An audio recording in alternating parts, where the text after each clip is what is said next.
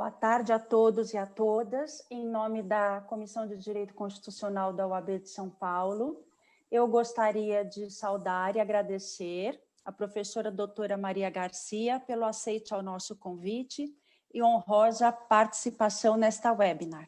Eu sou Luciana Berardi, presidente da Comissão de Direito Constitucional, e agradeço na figura do nosso vice-presidente, Dr. Marcelo Fiore, a participação de todos os colegas do Conselho da OAB que estão aqui junto conosco, os membros da Comissão de Direito Constitucional e todos os participantes que conosco se encontram.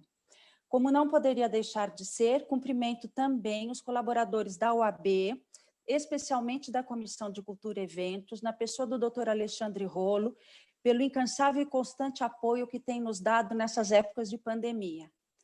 O tema que vamos tratar hoje com a professora doutora Maria Garcia é a pandemia e a atual situação política constitucional. Passo agora a palavra para o meu querido amigo, doutor Marcelo Fiore, para ler o currículo da professora e assim saudá-la. Muito obrigado, presidente. Professora Maria Garcia, é uma honra, mais uma vez, partilhar um pouquinho dos seus conhecimentos, beber um pouquinho da sua fonte, como eu e Luciana tivemos oportunidade de fazê-lo enquanto estávamos na faculdade, enquanto estávamos na PUC. Eu lhe digo do fundo do coração que a senhora é uma das responsáveis por eu ser apaixonado por direito constitucional. Então, do fundo do meu coração, pessoalmente, muito obrigado. Professora Maria Garcia é professora associada, é livre docente da PUC de São Paulo, professora de Direito Constitucional, Direito Educacional e Biodireito Constitucional, professora de Biodireito e Bioética do Centro Universitário Assunção Unify, professora de Direito Previdenciário e Psicologia Jurídica da FIG, membro do COB, Comissão de Bioética da HCFMU São Paulo, membro do Comitê de Bioética do HCOR, membro do Instituto dos Advogados de São Paulo, procuradora do Estado de São Paulo, ex-assistente jurídico da Reitoria da USP, membro fundador e atual diretora-geral do Instituto Brasileiro de Direito Constitucional, IBDC, coordenadora da Revista de Direito Constitucional e Internacional da Revista Direitos Tribunais, membro da Academia Paulista de Letras Jurídicas, associada honorária do CONDEP, membro do Conselho Deliberativo do Instituto dos Advogados de São Paulo, membro do Conselho Superior de Direito da Federação do Comércio, membro do Conselho Editorial da Revista da Escola Superior de Procuradoria-Geral do Estado de São Paulo, membro do Conselho Editorial da Revista Júri, do Ministério Público de Minas Gerais e presidente da Comissão Permanente de Estudos de Bioética do IASP. É um currículo invejável para alguém que dedicou a vida aos estudos e a partilhar todos os conhecimentos que veio agregando ao longo de uma carreira brilhante com quem quer beber dessa fonte. Professora Maria Garcia, a palavra está com a senhora para a gente poder, mais uma vez, aprender um pouco. Muito obrigado.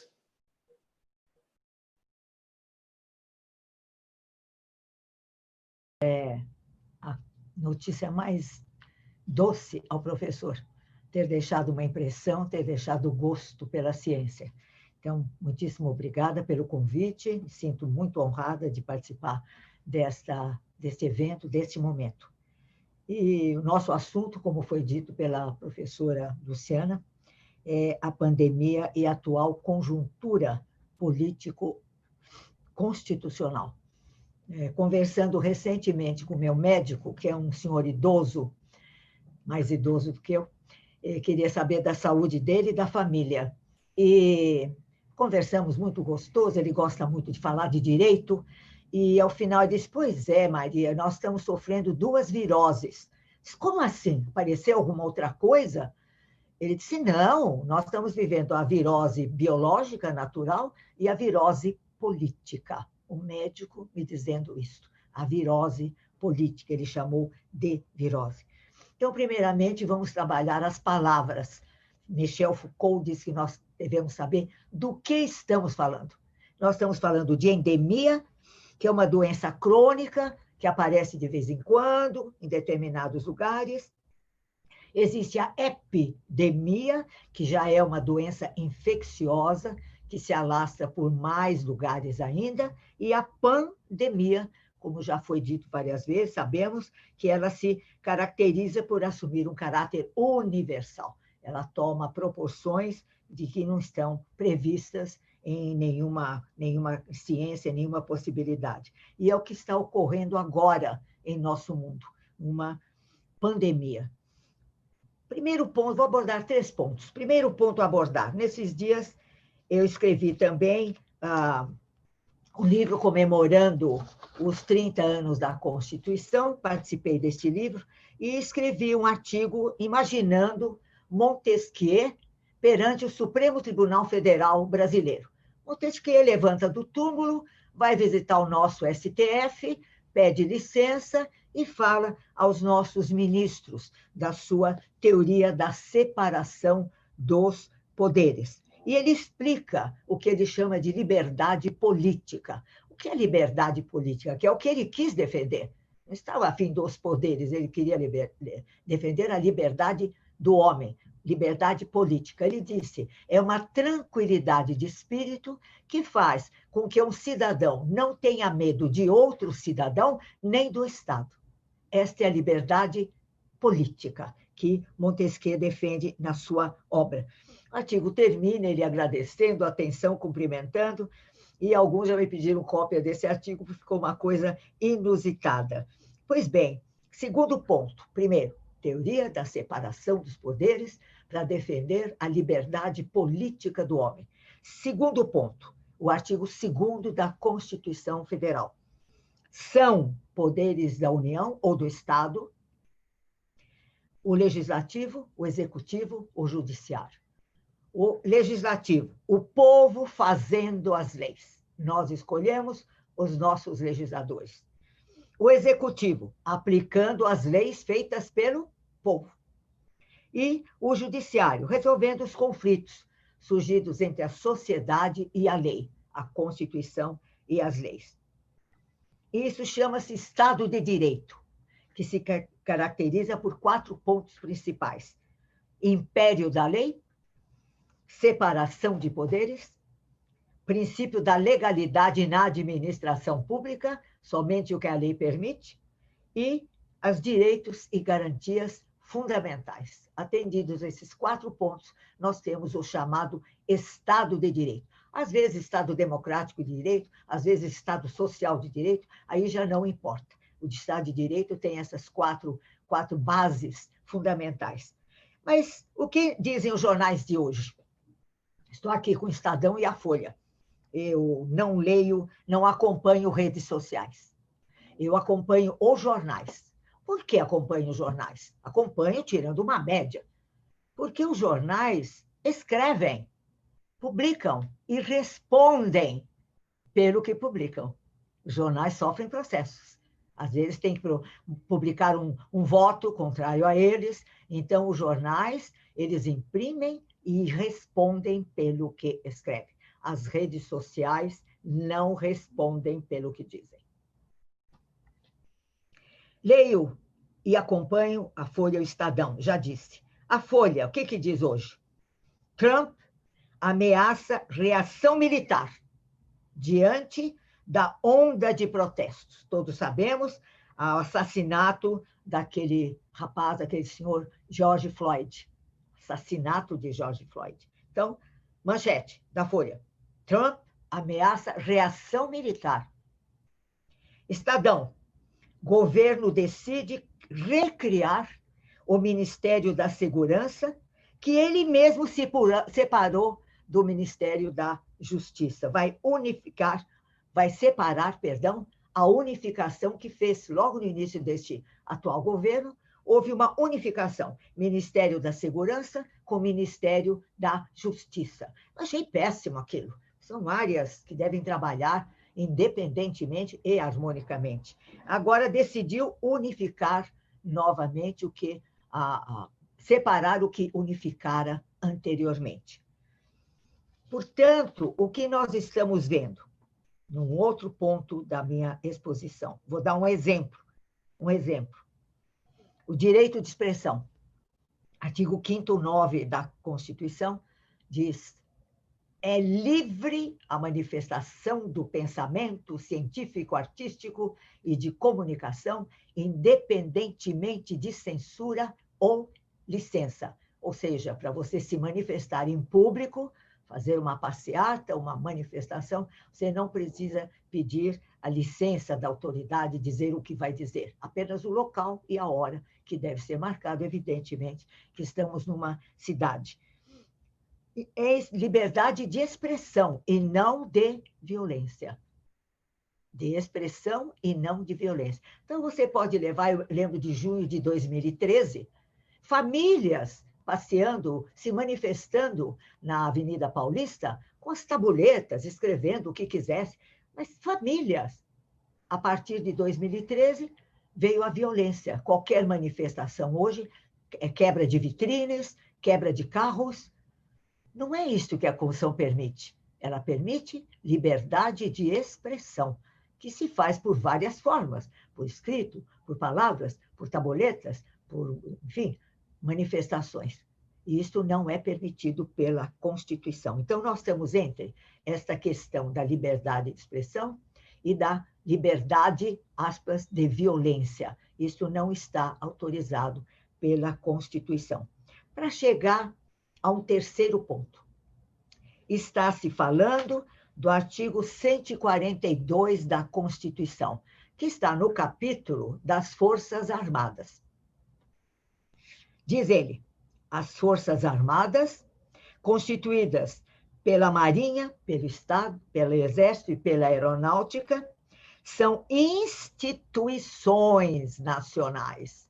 O que é uma instituição? É uma ideia fundamental, por exemplo, uma universidade, que é o templo do saber, ao qual se dá um regime jurídico. Passa a ser uma pessoa, uma instituição, pode agir. Isso é uma instituição. Forças Armadas são uma instituição, não são pessoas.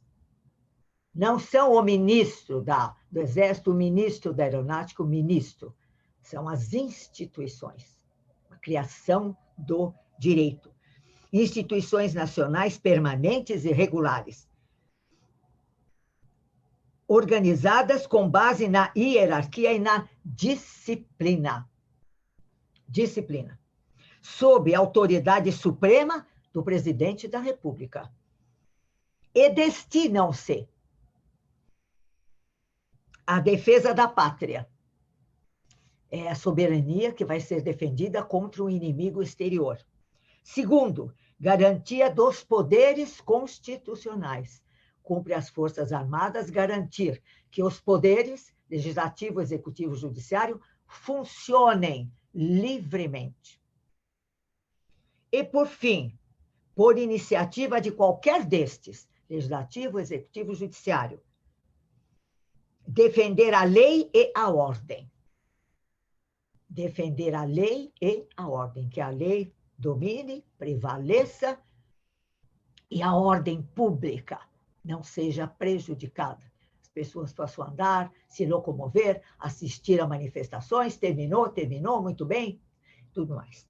Então, o que nós estamos vendo é algo inusitado, que está sendo conclamada, chamada das Forças Armadas.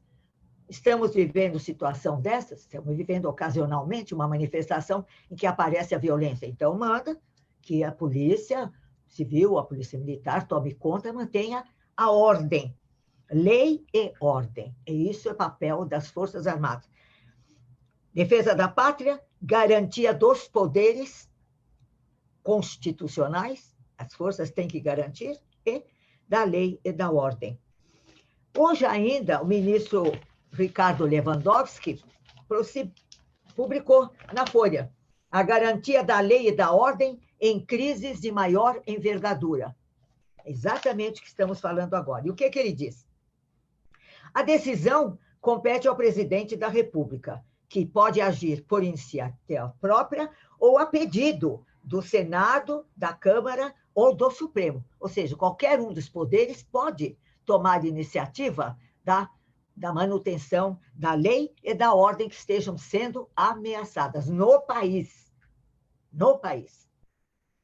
Após esgotados os instrumentos destinados à preservação da ordem pública e da incolumidade das pessoas ou do patrimônio. Após esgotadas as providências, então chamam-se as Forças Armadas, que elas têm que manter a lei e a ordem no país.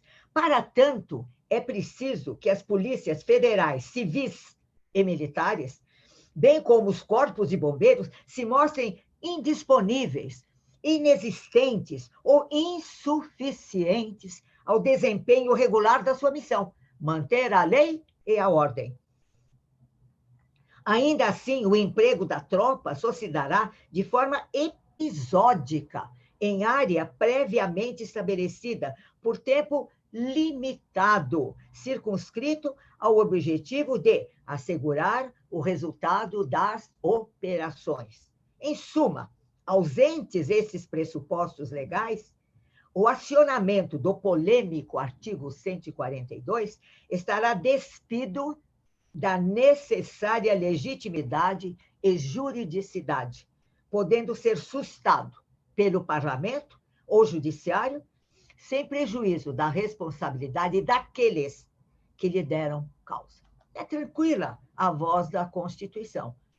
Não é momento de aplicar o artigo 142. Houve aí uma manifestação na Avenida Paulista, acabou, houve umas querelas e tal, foi bem ou foi mal, acabou, ficou localizado. O que se fala aqui é da ordem pública e da lei. Uma coisa em que os poderes constituídos, as polícias militares e civis, não consigam, nem os corpos de bombeiros não consigam manter a ordem no local ou na cidade. Conclusão. Negar isso que aí está. Não podemos admitir esta situação de violência quando aparecem as manifestações. Não podemos admitir que autoridades incitem a população à violência. Não podemos admitir. Temos de nos recusar, negar isso que aí está. Veja o artigo 2º, poderes independentes e harmônicos entre si. Eles têm de trabalhar pelo bem comum e não pelas questões pessoais. Eu fui atingido. Eu fui atingido. Não, não é isso. Eles personificam os poderes. Os poderes são separados. O poder judiciário é uma instituição. Os juízes representam este poder, essa instituição. Se tem uma ofensa pessoal, promova através do Ministério Público a responsabilidade de quem feriu a honra, a intimidade, a pessoa, a imagem. Está na Constituição, artigo 5º, 10º. Mas não é instituição. Instituição é outra coisa muito superior.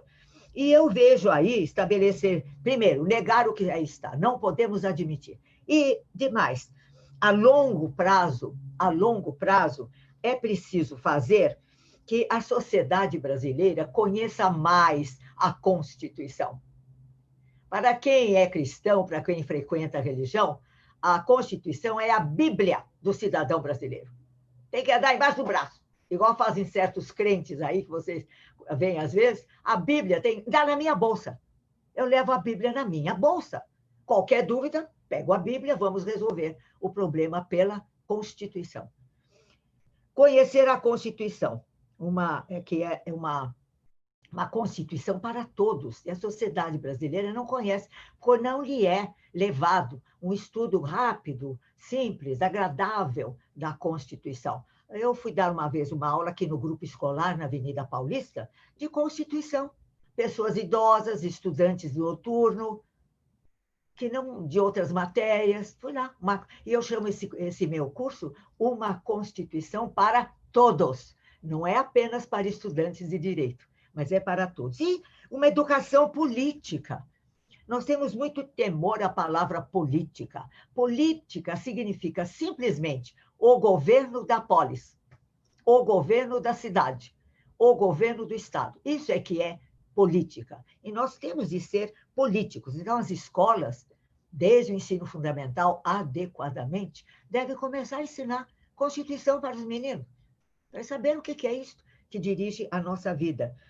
E, mais ainda, terminando, a participação dos cidadãos na tomada de decisão. Vou dar um exemplo.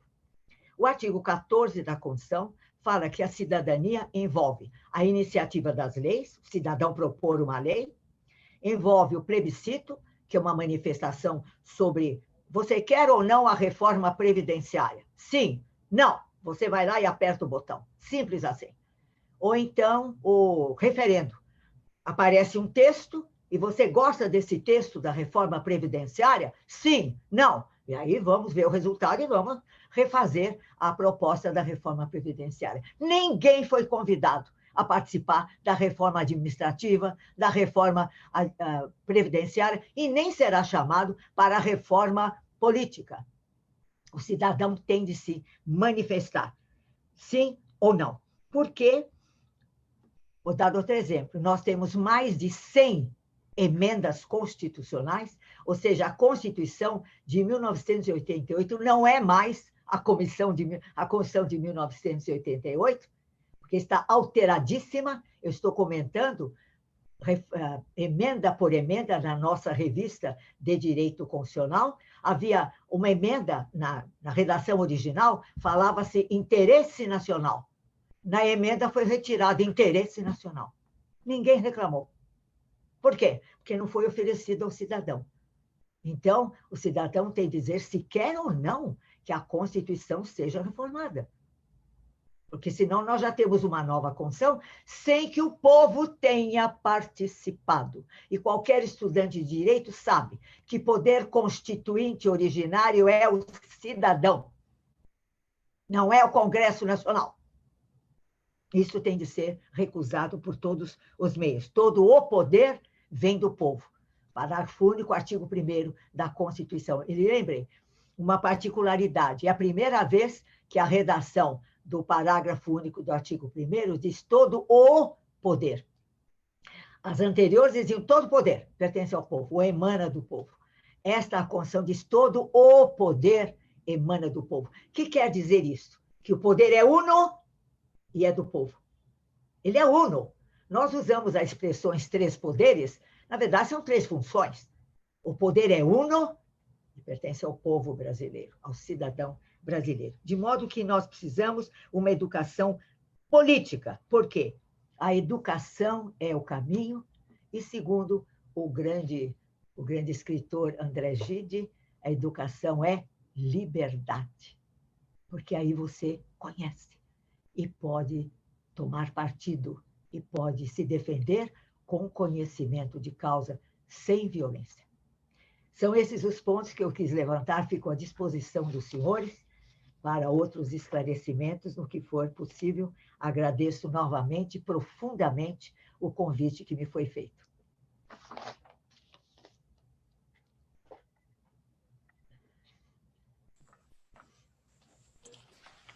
Bom, pronto.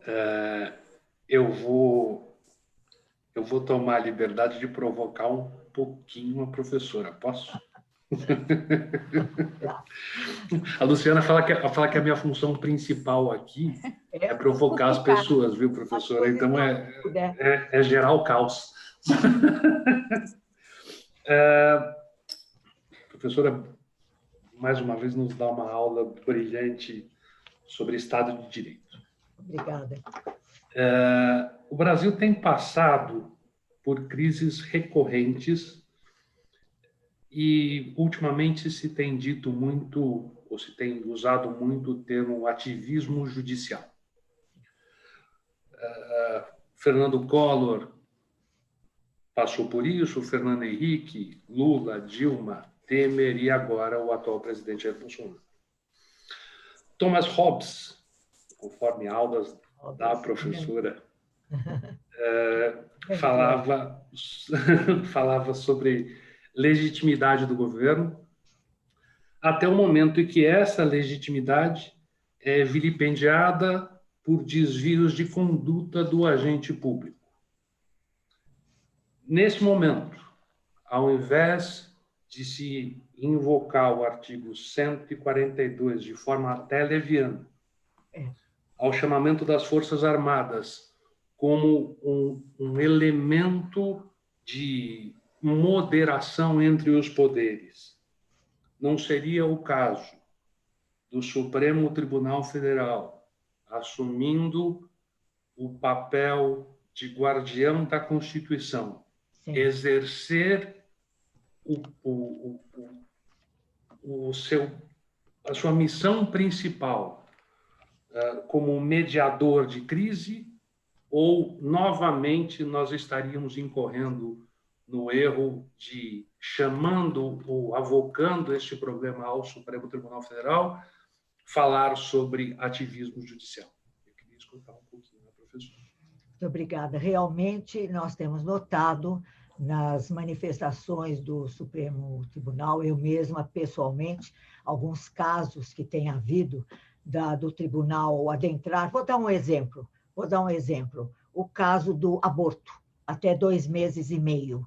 O ministro admirável Luiz Roberto Barroso, o livro dele é excelente, é meu professor, ele esteve nas minhas bancas, enfim, tem uma amizade e admiração. Mas admitiu a possibilidade no voto de até 2 meses e meio ser feito o aborto. Ou seja, até 2 meses e meio nós não teríamos uma pessoa, um indivíduo, pessoa não que é conceito do direito civil, um ser humano, até 2 meses e meio, então poderíamos dispor livremente. Eu lembro bem, não trouxe aqui, de um artigo do grande amigo Ives Gandra, no Estadão, que tem esse artigo, que ele diz que na Alemanha, a corte alemã recebeu um pleito em que não havia lei para aplicar. Não havia lei. Era proposto o caso, mas não havia lei, porque o tribunal vai aplicar a lei ao caso, ao conflito. Que fez a Suprema Corte Alemã? Mandou o processo ao Poder Legislativo para que fizesse a lei, se quisesse, se fosse o caso. Então, não competiria ao Supremo Tribunal decidir sobre aborto, porque o que nós temos de lei é a proibição, com 2 exceções só. Então, se fosse o caso, até 2 meses e meio, até não sei quanto, teria o legislativo, que é o povo fazendo lei, competiria ao legislativo.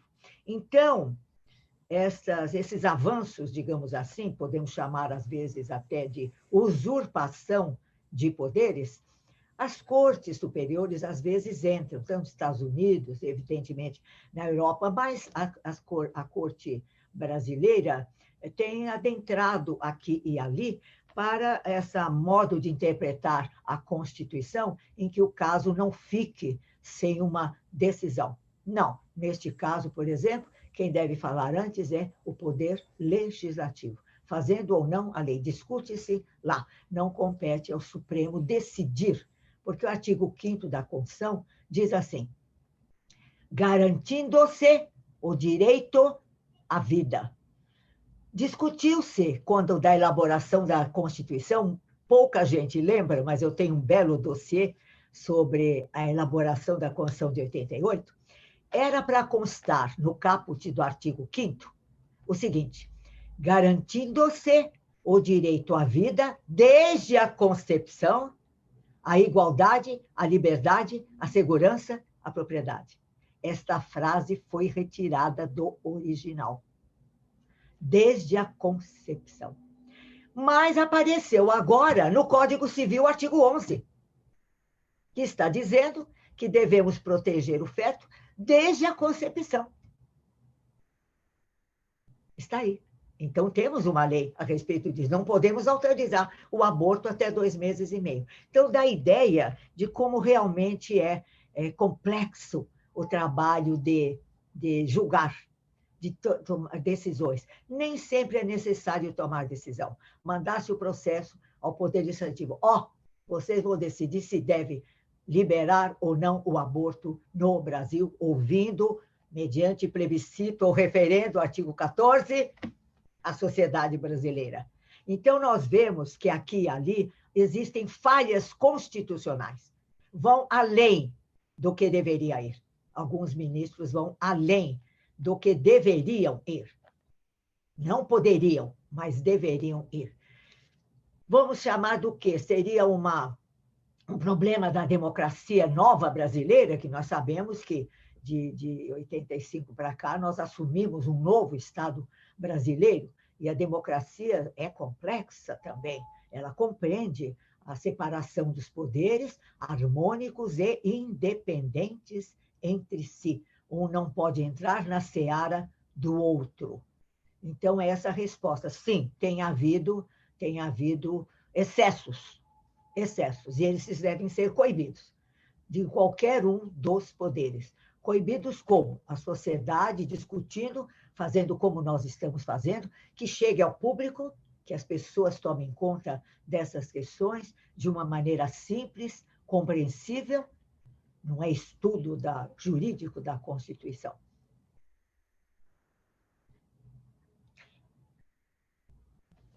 Muito obrigado. Obrigada. Não tenho o que falar, né, Luciana? Enfim, exatamente é uma aula em cada frase. É impressionante. É com você agora, Lu. A palavra é tua. Vamos lá. Professora, a minha pergunta era um pouco dentro da linha do que o Marcelo comentou, porque nós temos observado nos últimos dias, na verdade, nos últimos meses, que por conta da pandemia, se acirrou, a meu ver, a desarmonia existente entre os poderes, os três poderes da União. E nós percebemos que, por conta disso, existe, em decorrência disso, o STF ele tem feito um papel muito mais moderador e mais político do que normalmente se costuma fazer, pelo fato dele necessitar tomar decisões de cunho político-executivo, que foram, por exemplo, um caso que eu cito é a questão quando ele teve que fazer a decisão em relação aos limites dos decretos dos governadores em relação aos municípios, né? Em relação a essas questões. Já dizia o nosso saudoso professor Franco Montoro que a democracia constitucional ela pressupõe o estabelecimento de limites de poderes e entre os poderes. A meu ver, é o direito constitucional quem tem o papel de exercer essa verdadeira resistência a esse cenário de deslegitimação que pode ocorrer entre os poderes. Enfim, a minha pergunta é a seguinte: há algumas semanas atrás, discutiu-se, portanto, um outro exemplo, a participação do chefe do Poder Executivo em algumas manifestações que apoiavam a ditadura. E, nesse contexto, a discussão se perfez no sentido de exatamente daquilo que a professora falou no início da sua exposição, sobre o direito à livre manifestação e a possível incitação do chefe do Poder Executivo ao que eu estou chamando, posso estar até aumentando, mas assim, a uma desobediência civil, porque estava indo contra as orientações, né, daquele momento das autoridades locais, daquele momento, inclusive, do seu próprio governo. Pois bem, para Vossa Excelência, há limites constitucionais impostos, existem limites constitucionais que devem ser impostos ao próprio Poder Executivo em termos institucionais? Ou a professora acha que essa contra-majoritariedade que se fala é compatível com a democracia? Mais ou menos nessa linha. Ok. A democracia é uma lição de vida. Aprende-se a democracia. Com a idade que eu tenho, que é avançada, eu vivi vários momentos da história brasileira recente. Por exemplo, durante a ditadura de 64 a 85, eu já lecionava direito constitucional e tinha medo de dar aula, porque havia espiões nas universidades.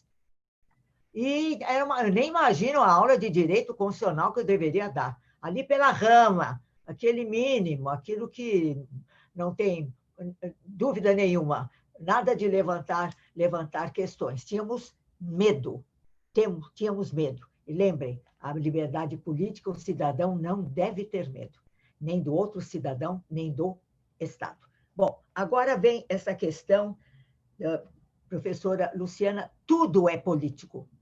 Tudo. Vivemos na polis.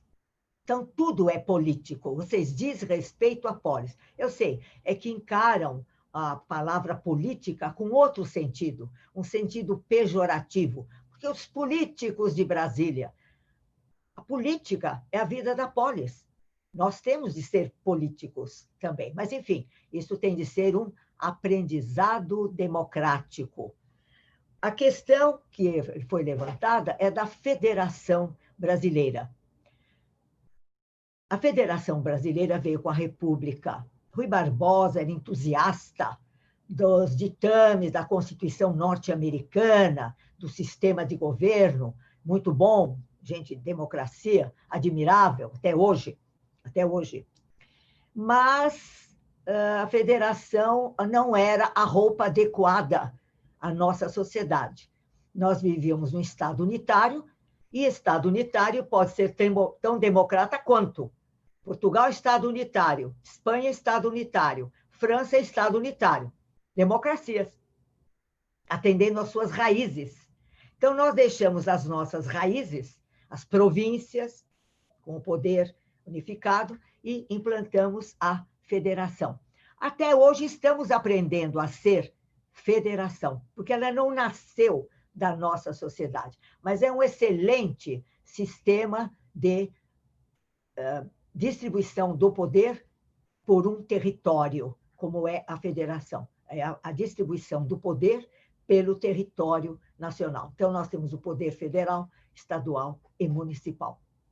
E é claro que, nesse caso, o judiciário teve de colocar os limites, porque os estados têm as suas constituições, têm as suas peculiaridades, e dentro do seu território, a Constituição lhes dá, artigo 25, poder no seu território. E assim, com referência ao município, que a lei orgânica dos municípios também determina todo o poder do município. Ou seja, o Supremo colocou os pingos nos is, como devia fazer, apesar desse problema ainda da implantação efetiva da federação no Brasil. Mas vamos chegar lá, é um aprendizado, e esse é um aprendizado. O Supremo colocou os pingos nos is. O Estado pode e deve, o município pode e deve, dentro dos artigos da Constituição. É tudo um problema constitucional, tudo. Nós vivemos em volta deste problema. Por quê? Circunstâncias históricas do Brasil. Tivemos mais de uma ditadura em que a Constituição não havia. Na Constituição com Getúlio Vargas, era a Constituição de 37, que nunca foi implantada, porque dependia de um plebiscito que nunca se realizou. Então, governava-se. Leiam um compêndio do Scagnoli sobre constituições do Brasil, no período getulista. Vocês vão se admirar. Está lá, lei constitucional número tal. Lei constitucional número tal. É um absurdo jurídico. Está lá, número tal. E Getúlio governou com leis constitucionais, porque a Constituição de 37 não se implantou, porque dependia de um plebiscito que não se realizou. Temos medo dos plebiscitos e dos referendos. Temos medo da voz do povo, de tomar decisão. Então, o que nós estamos notando, sim, Franco Montoro foi muito bem lembrado, foi meu professor de pós na PUC, uma personalidade extraordinária, um senador de uma vida impoluta, maravilhosa. Tivemos uma amizade muito bonita. Fui assistente do professor quando fui aluna dele. E vou lembrar um pormenor. Ele era senador, voltava de Brasília às sextas-feiras, e a nossa aula era sábado de manhã, das 8 a meio-dia, das 8 às 14. Eu era assistente com Eduardo Muylaer. Se nós descuidássemos, chegávamos na classe e o professor já estava dando aula às 8 da manhã. Que coisa extraordinária. Foi muito bem lembrado, professor Franco Montoro. Lembro muito dele, propôs medidas muito interessantes. Uma delas, é bom rememorar, é que salário não é renda. E ele queria eximir as pessoas que vivem de salário do pagamento do imposto de renda. Lembrem disso. Isso pode ser relembrado novamente. Salário não é renda. Nós pagamos imposto de renda, e alto, ok? Então, veja, é um problema federativo. Sobretudo, é o problema que as instituições passaram a ser personalizadas. Então, quando se discute, falei antes, vou repetir, se discute a instituição, ela está lá, acima de tudo, legislativo, executivo, judiciário. Quando a pessoa personaliza a instituição, acha que é ela, esta pessoa, que representa a instituição, não, a instituição está lá, está na Constituição. Você, momentaneamente, vai exercer as funções dos poderes, legislativo, executivo, judiciário. Então, essa personalização, achando que é a pessoa que está sendo atingida, isso é uma falta, vou voltar, educação política. Não se conhece a Constituição. Eu não sei realmente, pode ser, é ignorância minha, se na Congresso Nacional, se na Câmara dos Vereadores, se nas Assembleias Legislativas, existe escola de política. Estudar a Constituição, estudar a Constituição de Estado, estudar a lei orgânica do município. Duvido que o façam. Ou talvez não seja levado a sério. Então, como é que eu vou ser um deputado se eu não conheço exatamente federal, a Constituição brasileira, ou estadual, ou coisa semelhante? Eu reduzo bastante a questão à educação política. A educação é o caminho do conhecimento.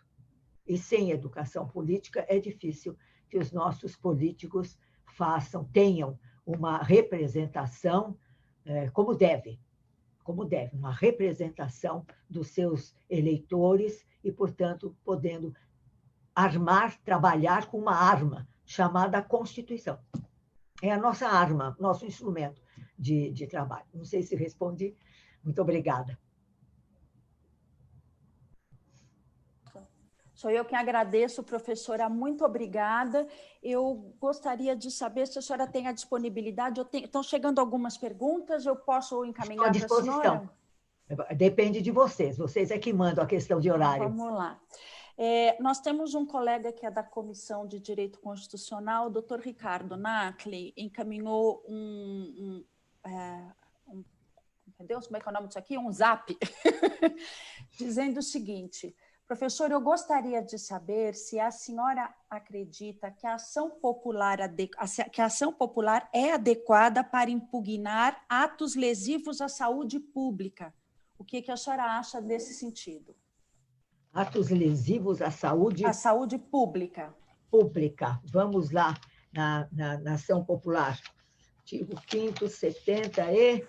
Vamos lá, ação popular. É uma arma do cidadão, sem dúvida nenhuma, coisa maravilhosa. Vamos lá, ato lesivo ao patrimônio público, ou da entidade, à moralidade administrativa, ao meio ambiente e ao patrimônio histórico e cultural. Então, está muito precisa. Patrimônio público, ou de entidade de que o Estado participe, moralidade administrativa. Talvez, que é novidade, porque agora todos lembram que o artigo 37, que cuida da administração pública, inseriu a moralidade. Ou seja, a moral, a ética entrou na Constituição. Agora não podemos separar mais direito e ética, porque a ética está na nossa Constituição. E esse artigo 5º, 73, é um dos artigos que cuidam da moralidade. Então, é possível dizer, vamos ver o que é moralidade e o que é ética. Ética é a ciência da moral. Ética é a ciência que estabelece os princípios. E moral são o modo de comportamento em sociedade, que permita a convivência. Viver com. É a disciplina da convivência humana, é a ética. Então, podemos interpretar conforme o caso, tem partir do caso, do fato ou do ato. Se, ao não agir como deveria agir, o administrador estaria conflitando com a moralidade administrativa. Ou seja, ele tem função e tem competências. Ele não está agindo de acordo com aquela função e aquela competência. Lato sensu, talvez valesse a pena arriscar. Chamando a moralidade administrativa. Não é a moralidade pessoal, não é a moralidade social. A pessoa tem um cargo e tem de cumprir as competências daquele cargo. Deixa de cumprir, deixa de tomar as providências a tempo e hora, deixa de incentivar a pesquisa. Hospital, os senhores sabem, tem as equipes de pesquisa. Sim. Todo hospital tem de ter uma comissão de pesquisa, que tem de estar sempre atento, porque as pessoas entram, trazem as enfermidades, trazem modos diferentes de enfermidade, estou falando assim regularmente, lato sensu, então tem uma comissão de pesquisa, submetida à ética, não pode colocar o nome da pessoa, não pode fotografar a pessoa para pesquisa. E eu estava comentando antes aqui que em questão de pesquisa nós vamos muito mal, porque o pesquisador, muitas vezes, ocupa seu tempo, sua energia, e não chega aos resultados que queria. Haja vista agora procurando uma vacina, não é? É tempo, é dinheiro. E ele precisa ser mantido. E sempre as universidades e os governos locais querem manter o pesquisador, porque ele pode não ter resultado algum, e pode ter resultados. Então, essa forma de trabalhar é prejudicial à pesquisa no nosso país. Talvez, trabalhando a moralidade administrativa, ou seja, aquele administrador deixou de cumprir as atribuições que a lei lhe dá, que o estatuto lhe dá, possamos trabalhar com a ação popular. Vale a pena. É uma bela pesquisa. Bom, muito obrigada, professora. Tem mais uma pergunta aqui, que quem nos encaminhou foi o doutor Arthur Damião Fontes Maia, que é membro da Comissão de Licitação. Ele diz o seguinte, professora: em que pese a falta de previsão de prazo na legislação, existe algum tipo de sanção ou medida que o presidente da Câmara possa sofrer para a omissão das análises dos pedidos de impeachment do presidente da República? Ele entende que o STF, a senhora entende, na verdade, que o STF poderia determinar ao Rodrigo Maia a apreciação do pedido do mandado de segurança? Ele colocou o número 37083. Enfim, é do mandado de segurança de um dos pedidos de impeachment.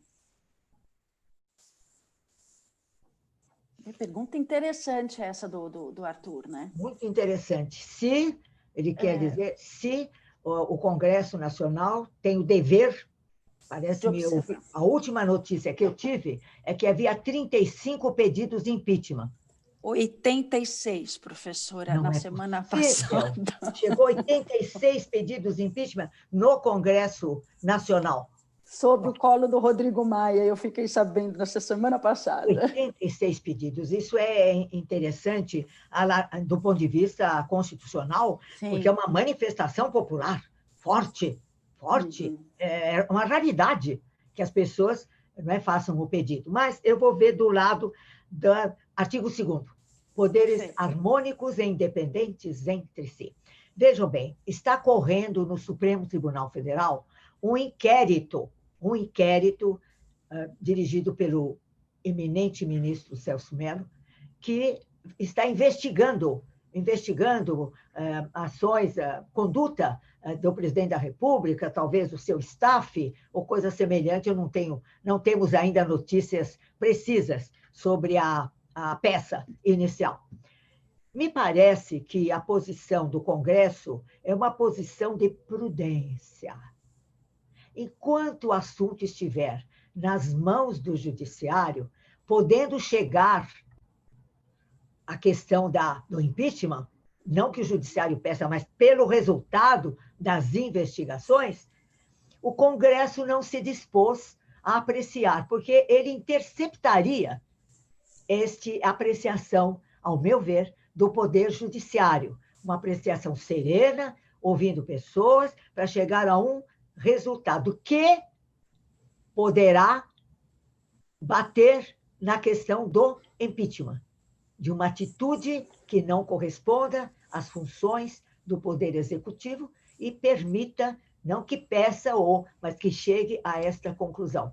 Porque haveria dois poderes tratando praticamente do mesmo assunto. ou seja, comportamento inadequado, que poderá ensejar impedimento, poderá, e já pedidos de impeachment por isto, por aquilo. Imaginem, 86 pedidos deve ser, não é uma loucura. Então, eu acho que a posição do Congresso é uma posição que atende ao artigo 2º da Constituição, independentes e harmônicos. O judiciário vai falar, eu vou esperar o judiciário falar. Então, eu, Congresso, tenho de tomar as medidas competentes, sem mais tardança. Mas, por hora, eu acho que seria atropelar a função judicial, que tem um problema nas mãos, que poderá ensejar impeachment, chegando lá no Congresso Nacional. Eu acho que, nesse ponto, as instituições estão dentro do artigo 2º da Constituição. Vamos aguardar com serenidade. Certamente. Eu tenho mais uma perguntinha. Você tem alguma, Marcelo? Eu posso fazer a minha aqui? Eu tenho uma aqui que, falando a respeito de remédios constitucionais, né? Aproveitando a situação da ação popular, eu tenho uma pergunta aqui dizendo que se o mandado de segurança seria o remédio constitucional admissível para impugnação de nomeação de ministros, considerados os princípios da moralidade e do interesse público.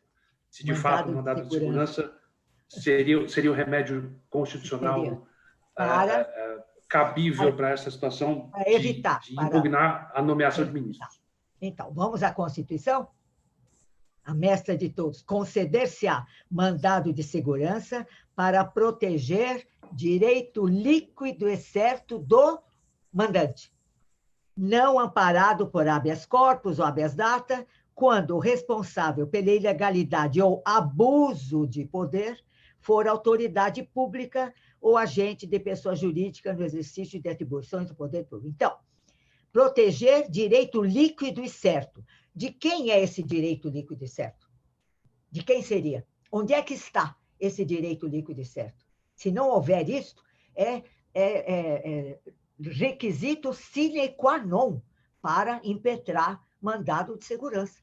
Não é para evitar. O mandante tem de ser titular de um direito líquido e certo contra aquele ato.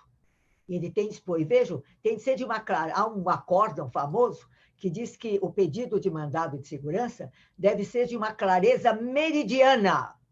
Claro, que não haja dúvida nenhuma que a pessoa é titular do direito e esse direito está sendo impedido de ser exercido. Fora disso, não é ou não será o caso de mandado de segurança. Perfeitamente. Muito obrigado mais uma vez. Lu, faz a tua pergunta aqui, que eu tenho mais umas 30. Se deixar, eu faço até amanhã cedo. Vamos discutir. Muito bom. Então, vamos lá.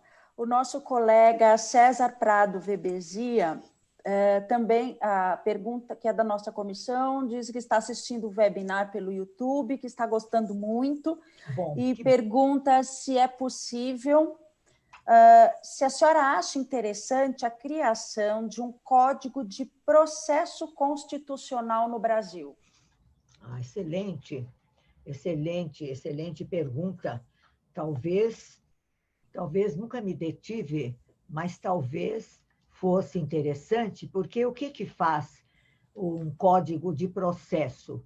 Ele regulamenta as ações possíveis constantes da Constituição, as ações, as iniciativas. Por exemplo, ele diria, um processo constitucional, ele diria que para o cidadão propor uma lei, quais as condições, porque a Constituição ela permite no artigo 14, mas lá no Poder Legislativo, ela submete esse pedido do cidadão a uma comissão que poderá julgar que aquela lei, que aquela iniciativa não é boa. Isso é horrível, porque concede com uma mão e tira com a outra mão. Então, extirpar da Constituição essa parte processual da iniciativa, de como se procede, de como se faz, seria muito interessante. Seria, talvez, se você for ainda fazer um doutorado, uma belíssima tese de doutorado. É sensacional. Olha, eu posso levar para fazer para o meu pós-doc, aí eu gosto mesmo.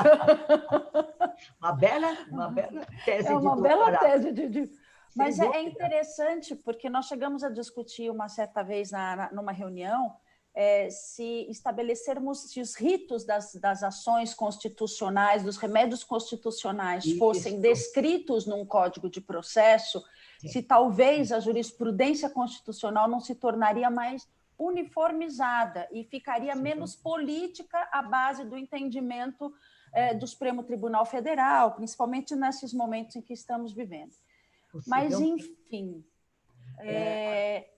Pois não, professora? Pois não. É que no pós-graduação da PUC, muitas vezes, eu já propus, estudamos no pós, as ações, o processo constitucional. O processo constitucional. No pós-graduação, que aí a pessoa já está apta a estudar o processo constitucional. Aí estudamos as ações constitucionais. Ora, se são ações, assim como acontece, podem ser objeto de um código de processo. Assim como acontece com o Código Civil, tem os direitos e o processo civil. Como é que aqueles direitos poderão ser implementados, defendidos, etc. e tal. Eu digo, é uma bela ideia. Eu gostei muito da ideia também. Confesso que eu não tinha pensado nisso, só que o César está agradecendo, está mandando as mãozinhas assim, falando muito obrigada, professora. Faça uma tese. Pois é. É uma pena que esses encontros virtuais, né, às vezes, o que fica faltando é exatamente o calor dessas transmissões, né, que a gente... Mas, enfim, da convivência, exatamente. Mas, enfim, professora, eu não quero mais tomar o tempo da senhora. Marcelo, você tem alguma outra pergunta? Não, fiquem à vontade, por favor. A gente tem mais uma pergunta. A gente tem mais uma pergunta aqui no chat do Zoom, da Thaís Rosny, eu acho que eu falei o nome dela certo. Tendo em vista o sistema constitucional de freios e contrapesos, é legítima a intervenção do Poder Judiciário no Poder Executivo, professor? Intervenção do Poder Judiciário no Poder Executivo?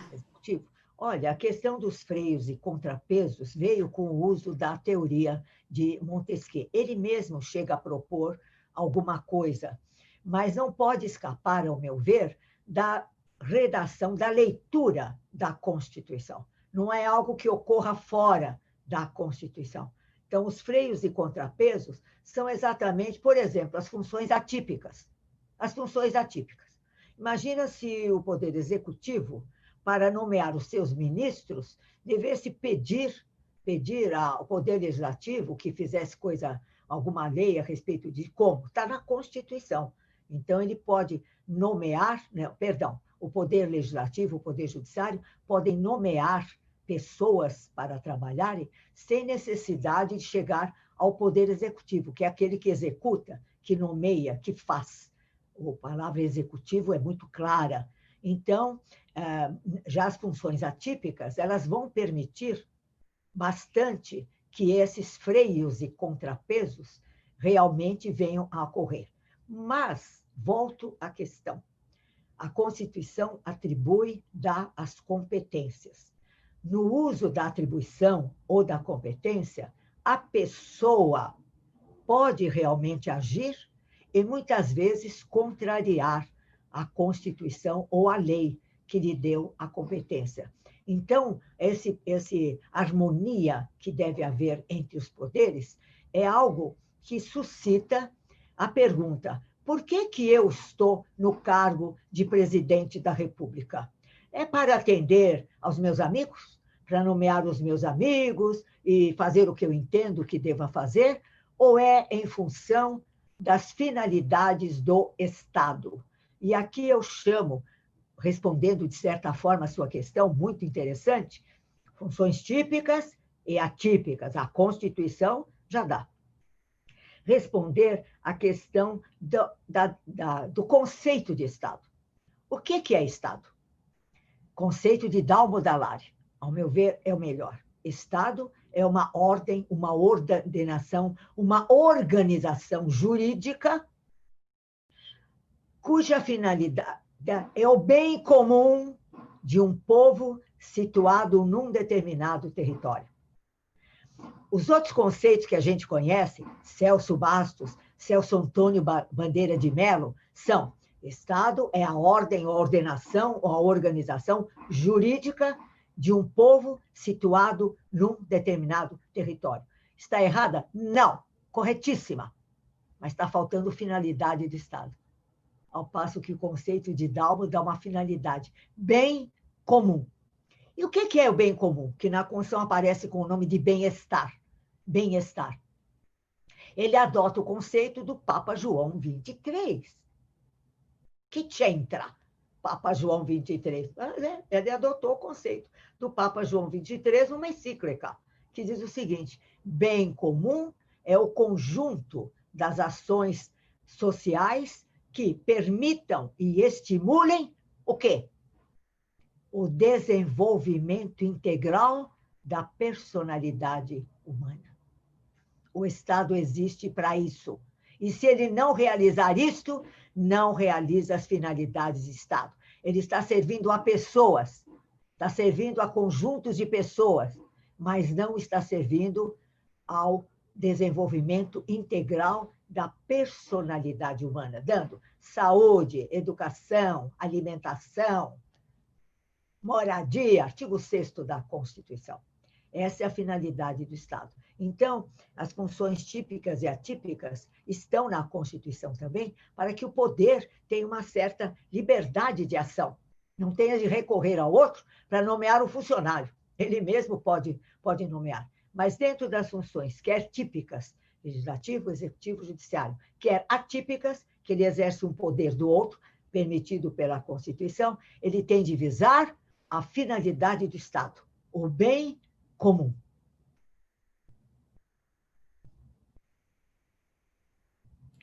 Está mais que respondido. Espero que sim, professor. Luciana, é com você. Eu vou abusar um momentinho da senhora, porque eu acho que nós estamos... enfim, a gente vai indo e as perguntas vão vindo. As coisas aparecem. Vão aparecendo. Dúvidas. Na verdade, professor, o que a senhora estava falando das funções dos poderes, tudo, e me fez lembrar, a semana passada nós fizemos... Porque o que está acontecendo? A Comissão de Direito Constitucional, nós estamos chamando professores de direito para poder fazer essas exposições sobre esse tema, o mesmo tema, Ótimo. A pandemia e a atual situação jurídica constitucional. A semana passada, quem conversou conosco foi o professor Michel Temer. E uma das coisas que eu perguntei para ele é a respeito da questão que aconteceu durante a Comissão Provisória de Estudos Constitucionais, a Comissão Afonso Arinos. Sim. Porque na época que nós estudamos, inclusive junto com a senhora, eu era bacharelanda na faculdade, na PUC, nós fomos, enfim, nós fomos seus alunos. Uma das coisas que nós sabíamos é que o modelo brasileiro constitucional tinha sido desenhado para um parlamentarismo. Sim. Porém, a Comissão Afonso Arinos, o presidente José Sarney, à época, não submeteu, né, o anteprojeto da comissão ao Congresso Nacional, porque achou que criaria uma crise institucional. Então, automaticamente, o próprio Congresso Nacional, a Assembleia Constituinte, teve que iniciar o trabalho por si só, do zero, digamos assim, para poder fazer uma adequação sem usar o trabalho dos 50 juristas da Comissão... Juristas Afonso Arinos, extraordinária. 50, exatamente, da Comissão Afonso Arinos, das 50 pessoas, né, de conduta e reputação ilibada, que compuseram a comissão. Professora, a minha pergunta é, na sua concepção, a senhora acha que esse modelo de república federativa desenhado pela nossa Constituição, ela se adequa de fato mais à forma de governo presidencialista ou parlamentarista, na sua opinião? Ok. Existe um livro que foi coordenado pelo professor Ives Ganda e pelo Celso Bastos, Presidencialismo ou Parlamentarismo. Então, vários de nós participamos. Eu sou pró-parlamentarismo. Eu sou pró-parlamentarismo, porque aí você dá ao Congresso, que é o povo, a conduta do Estado. E o presidente cuida do Estado, cuida de funções do Estado, da representação exterior, alguns poderes ao presidente. Mas ele depende do Congresso, que é formado de representantes do povo. Então, no parlamentarismo, quem governa é o primeiro-ministro, que é escolhido pelo Congresso, representantes do povo. E mais ainda, quando houver qualquer conflito, resolve entre eles. Ele volta para o Congresso e o Congresso elege outro primeiro-ministro. Então, isso funciona muito bem, porque tudo se resume no Congresso Nacional, que são os nossos representantes, representantes do povo. E foi muito interessante participar do livro, tem uma segunda edição, está por aí. Então, na questão do presidencialismo e parlamentarismo, isso foi na ocasião da Comissão Afonso Arinos, foi uma questão de poder. De poder. Porque a pessoa vai querer ser presidente e acha que perde poder no parlamentarismo. E sim, uma parcela de poder, você perde. Uma parcela de poder, você quer tudo. Então, é um problema de poder. Quem cuida muito bem de poder é Max Weber. O livro de Max Weber, Economia e Sociedade. E ele define o poder como a possibilidade de impor a própria vontade a outrem, ainda que haja resistência. Max Weber. É a possibilidade de impor. A palavra impor já diz tudo, né? A própria vontade a outrem, ainda que haja resistência. Está lá em Max Weber, é o melhor sociólogo que cuida da questão do poder. Então, no caso ali do presidente, foi que ele ia assumir, e ele queria poder, e perderia poder. Okay? E outra questão é um pensamento de Nietzsche, do filósofo alemão Friedrich Nietzsche. Uma frase lapidar de Nietzsche. Ele diz o seguinte: mais do que o desejo, mais do que a fome, a sede de poder é o demônio do homem. Demônio aí, no sentido grego de daimon, maus espíritos. Mais do que o desejo, mais do que a fome, a sede de poder é o demônio do homem. É o que nós estamos assistindo nos jornais. É a sede de poder. Eu mandar mais do que você.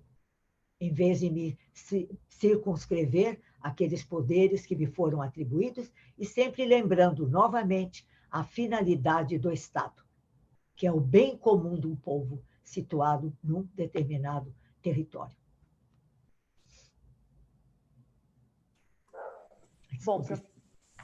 Bom, professora, olha, mais uma vez eu gostaria de agradecer imensamente a participação da senhora, pela magnífica aula aqui concedida, pela riqueza dos fatos históricos que a senhora trouxe, mas, sobretudo, pela pujança e da reflexão que a senhora nos trouxe, que nos impele a fazer sobre o direito constitucional brasileiro, sobre a atual política e os reflexos sociais e humanistas que isso tem no nosso dia a dia. Então, em nome da Comissão de Direito Constitucional, eu gostaria, e da OAB de São Paulo, eu gostaria de agradecer do fundo do meu coração a gentileza e a riqueza desse momento que nós pudemos compartilhar, pela senhora estar cedendo o seu tempo a nós e transmitindo essa aula tão maravilhosa, porque é uma aula magna, né, para todos nós. Muito obrigada. Marcelo, a bola é sua. Marcelo, pois não. Vamos, Marcelo. Professora, eu não tenho muito mais o que falar, além daquilo que eu já disse, e de complementar as palavras da minha presidente, minha amiga Luciana. Ter a senhora presente conosco em cada frase dita nos gera uma obrigação de acabar com essa webinar e imediatamente correr para os livros. E a gente se sente obrigado a estudar a cada aula e a cada frase que a professora diz. Mais uma vez, em nome da comissão, em nome de cada um dos colegas que que a compõem. A senhora esteve conosco na instalação dessa comissão, dando uma aula magna no início da nossa história aqui, dessa gestão. Eu só posso agradecer do fundo do coração, pessoalmente, por a senhora partilhar mais um pouquinho do seu conhecimento e nos permitir beber dele. Muito obrigado. Muitíssimo obrigada. Sinto profundamente agradecida essa oportunidade de conversar com tantos amigos. Permaneço à disposição. Quero fazer uma observação final. A professora Luciana falou da desobediência civil. Não esquecer que eu escrevi um livro sobre desobediência civil e de que, na Declaração dos Direitos do Homem e do Cidadão de 1789, existe um direito fundamental chamado direito de resistência. Então, queridos, vamos resistir por palavras, por manifestações, sem violência, com compreensão, com diálogo, vamos resistir ao que aí está. E, sem dúvida, que com resistência, sem violência, com diálogo, sairemos desta epidemia que está ocorrendo no nosso Brasil. Muitíssimo obrigada. Até uma próxima oportunidade. Eu é que agradeço. Se Deus quiser. Foi estudando a senhora mesmo que eu fui na desobediência civil. Citando a fonte. Um beijo a todos, uma boa tarde, muito obrigada e se cuidem. Se cuidem. Todos, obrigado, professora. Obrigado, obrigado, gente. Até semana mais. Que vem. Nos veremos em ainda. Breve. Muita alegria. Amém. Para todos. Saúde, professora. Até já. Saúde.